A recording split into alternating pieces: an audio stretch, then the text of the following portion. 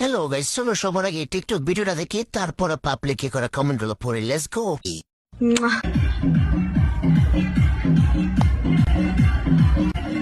মোটামুটি শরীরে একটা ভাব আইছে না?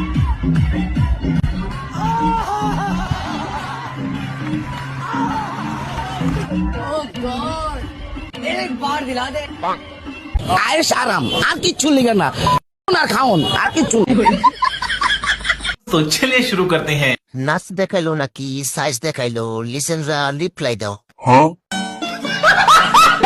নাচ নয়, পার দেখানো ছিল তার উদ্দেশ্য। আরে আপা, আপনার জাম বলে দুটা আগে সামলান, তারপর না হয় নাচেন। ওরে এত বড় বড় ডাব কয়জনে খাইছে?